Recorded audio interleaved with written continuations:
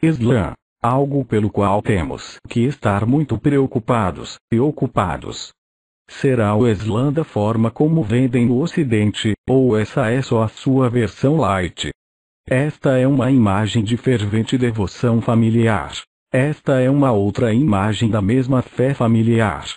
O Islã não é uma religião, nem um culto. Em sua forma mais ampla, é uma forma de vida 100% completa, total. O Islã tem componentes religiosos, legais, políticos, econômicos, sociais e militares. O componente religioso é uma fachada para todos os demais componentes. A islamização começa quando se alcança em um país um número suficiente de muçulmanos para poder começar campanhas em favor de privilégios religiosos.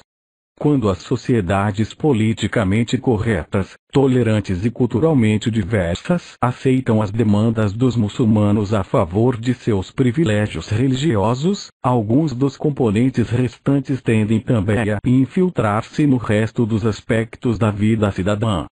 Vejamos como funciona tudo isto. Enquanto a população muçulmana permanecer ao redor, ou menor que 2% do total de um país qualquer, ela será vista pela população local como uma minoria amante da paz, e não como uma ameaça séria aos demais cidadãos. Isto é o que ocorre hoje em Estados Unidos. 0,6% de muçulmanos. Austrália. 1,5% de muçulmanos. Canadá. 1,9% de muçulmanos. China. 1,8% de muçulmanos. Itália. 1,5% de muçulmanos. Noruega. 1,8% de muçulmanos. Quando sua população cresce entre 2% e 5%, os muçulmanos começam a buscar novos adeptos dentro de outras minorias étnicas e grupos descontentes do lugar, principalmente com recrutamentos consideráveis em presídios e em grupos marginalizados. Isto está ocorrendo hoje em Dinamarca, 2,0% de muçulmanos. Alemanha, 3,7% de muçulmanos. Reino Unido, 2,7% de muçulmanos. Espanha, 4,0% de muçulmanos. Tailândia, 4,6% de muçulmanos. A partir de 5% de população muçulmana, eles exercem uma influência exorbitante devido à porcentagem da população que representam. Por exemplo, insistirão na introdução de alimentos halal, limpos de acordo com os preceitos islâmicos, assegurando desta maneira empregos de manipuladores de alimentos reservados aos muçulmanos. Depois pressionam as redes de supermercados a exporem os alimentos halal em suas gôndolas, junto com as correspondentes ameaças caso não se cumpram estes requisitos. Estão neste estágio hoje. Franca, 8,0% de muçulmanos. Filipinas, 5,0% de muçulmanos. Suécia, 5,0% de muçulmanos. Suíça, 4,3% de muçulmanos. Holanda, 5,5% de muçulmanos. Trinidade e Tobago, 5,8% de muçulmanos. Chegando neste ponto, trabalharão para que a autoridade governamental permita que eles possam viver sob a Sharia, a lei islâmica, dentro de seus guetos. O objetivo principal dos islamitas é estabelecer a Sharia no mundo todo. O que é a Sharia? Vejamos. Isto é a Sharia.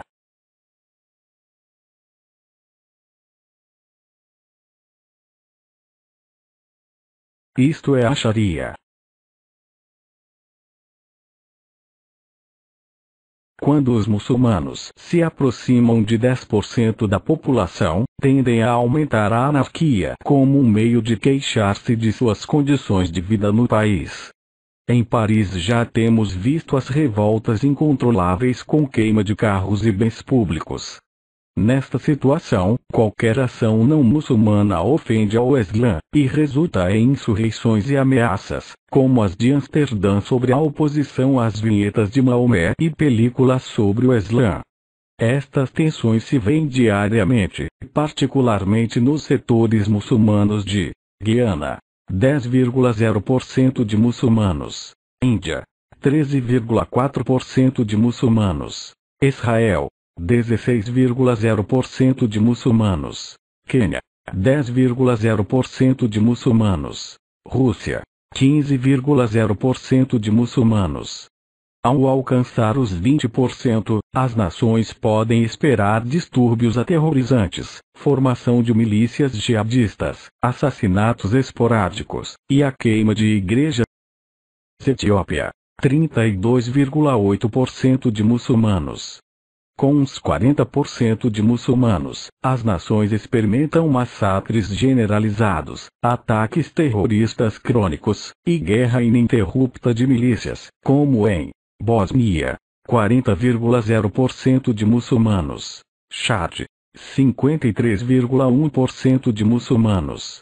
Líbano, 59,7% de muçulmanos. Os países que alcançam 60% de população muçulmana experimentam perseguições sem limite aos não crentes de todas as demais religiões, incluindo os muçulmanos não ortodoxos, limpezas étnicas esporádicas, genocídios, o uso da lei Sharia como arma, e o estabelecimento da jizya, ou imposto sobre todos os infiéis, como está ocorrendo em Albânia, 70,0% de muçulmanos. Malásia, 60,4% de muçulmanos. Catar, 77,5% de muçulmanos. Sudão, 70,0% de muçulmanos. A partir de 80% deve-se esperar intimidações e jihad violenta sobre a população não islâmica, algum tipo de limpeza étnica dirigida pelo Estado, e inclusive algum genocídio, à medida que estas nações expulsam aos poucos infiéis que vão caindo, e se dirigem ao objetivo de um Estado 100% muçulmano, tal e qual como se tem experimentado já, ou está em via de conclusão, em Bangladesh. 83,0% de muçulmanos. Egito, 90,0% de muçulmanos. Gaza, 98,7% de muçulmanos. Indonésia, 86,1% de muçulmano. Irã, 98,0% de muçulmanos. Iraque, 97,0% de muçulmanos. Jordânia, 92,0% de muçulmanos. Marrocos, 98,7% de muçulmanos. Paquistão, 97,0% de muçulmanos. Palestina, 99,0% de muçulmanos. Síria, 90,0% de muçulmanos. Tajiquistão, 90,0% de muçulmanos. Turquia, 99,8% de muçulmanos. Emirados Árabes, 96,0% de muçulmanos. Alcançar os 100% marcará o começo da paz de Dar es Salaam, o paraíso de paz islâmico. Paz. Aqui, se supõe a existência da paz, porque todos são islâmicos, as madraças são as únicas escolas, e o Alcorão é a única palavra, como ocorre em Afeganistão, 100% de muçulmanos. Arábia Saudita, 100% de muçulmanos. Somália, 100% de muçulmanos. Iêmen, 100% de muçulmanos. Infelizmente, a paz nunca é alcançada, já que nestes estados com 100% de muçulmanos, aqueles mais radicais intimidavam e vomitam ódio, e satisfazem seus anseios, assassinando aos muçulmanos menos radicais, por uma variedade de razões. Antes de completar os 9 anos, já havia aprendido a doutrina básica da vida árabe. Era eu contra meu irmão. Eu e meu irmão contra nosso pai. Minha família contra meus primos e o clã contra a tribo contra o mundo, todos juntos contra os infiéis. Leon Uris, A Peregrinação. É importante entender que em alguns países, com muito menos de 100% de população muçulmana, como a França, a minoria muçulmana vive em guetos, dentro dos quais constituem 100%, e eles vivem sobre a lei de Sharia. A polícia não ousa entrar nesses guetos. Não há tribunais, nem escolas nacionais, nem estabelecimentos religiosos não muçulmanos. Nestas situações, os muçulmanos não se integram nas comunidades em geral. As crianças frequentam as madraças, escolas muçulmanas, onde só estudam o Alcorão. Inclusive relacionar-se com um infiel é um crime punível com a morte. Portanto, em algumas áreas de certas nações, os imãs e os extremistas muçulmanos exercem mais poder do que a média nacional de penetração da população poderia indicar. Preocupado com o aquecimento global, ou com a escassez de água potável nos próximos anos deste século. Observe isto. 1.500 milhões de muçulmanos representam hoje 22% da população mundial. Mas a sua taxa de nascimento supera, e muito, a dos cristãos, hinduístas, budistas, judeus e todos os demais crentes. Os muçulmanos superarão 50% da população mundial ao final deste século. Este é o futuro que espera ao mundo, a não ser que tomemos consciência e os deixemos viver somente entre eles, em seus países, desfrutando de sua cultura. Não contribuíram com nada para a humanidade nos últimos 100 anos e não se vê nenhuma razão para que o façam agora. Aqui está a resposta do governo australiano. Kevin Rudd, primeiro-ministro da Austrália, 2007-2010, sobre a lei islâmica Sharia.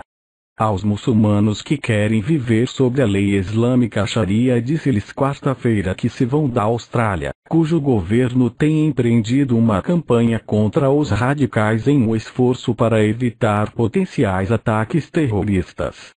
Rudd também enojou a alguns muçulmanos australianos quando declarou que ele está de acordo que as agências de inteligência monitorem as mesquitas da nação.